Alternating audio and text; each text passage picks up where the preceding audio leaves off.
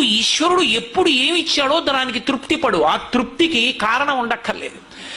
ఆకలి సరిగ్గా లేదని 1000 రూపాయల మందులు వేసుకుని ఏడుస్తున్న వాళ్ళు కోట్ల మంది ఉన్నారు. వేల పట్టున ఆకలి వేస్తోంది, సంతోషించు.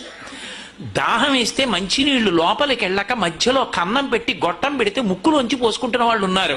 గుటుక్కు నీళ్లు తాగితే లోపలికి ఎడుతున్నాయి, సంతోషించు. రాత్రి తిని పడుకుంటే పొద్దుడికి కడుపులో పోట్లు వచ్చి జీర్ణం అవ్వక ఏడుస్తున్న వాళ్ళు 1,00,000 మంది ఉన్నారు. తిన్నది గుండ్రాయి అయినా సరే తెల్లారేటప్పటికి జీర్ణం అయిపోతోంది, సంతోషించు. పడుకుంటే నిద్ర పట్టక చారెడు మాత్రలు వేసుకు పడుకుంటున్న వాళ్ళు ఉన్నారు. తలగడా మీద చెయ్యెట్టుకుని ఇలా పడుకుంటే నిద్ర పడుతోంది. పుస్తకం ఉంటే తప్ప మాట్లాడలేని వాళ్ళు ఉన్నారు. వేదిక ఎక్కి కూర్చుని మాట్లాడడం మొదలు పెడితే గంగా ప్రవాహంలో వస్తోంది, సంతోషించు ఈశ్వరుడి కారుణ్యానికి. కొంతమంది కూర్చోలేని వాళ్ళు ఉన్నారు, కూర్చుంటున్నావు. నడవలేని వాళ్ళు ఉన్నారు, నడుస్తున్నావు. చూడలేని వాళ్ళు ఉన్నారు, చూస్తున్నావు. వినలేని వాళ్ళు ఉన్నారు, వింటున్నావు. ఈశ్వరుడు నీకు ఇచ్చిన దానికి ప్రతి క్షణం తృప్తితో ఓలలాడిపోవాలి. ఎన్ని మాటలు కృతజ్ఞత చెప్తావు.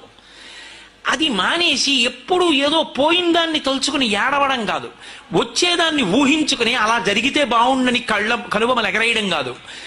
ఇప్పుడు ఇక్కడ నీకు ఈశ్వరుడు వర్తమానంలో ఏమిచ్చాడో దానితో తృప్తిగా ఉండడం అలవాటైతే వాణ్ణి మించిన భాగ్యవంతుడు లేడు. అదే ధర్మం.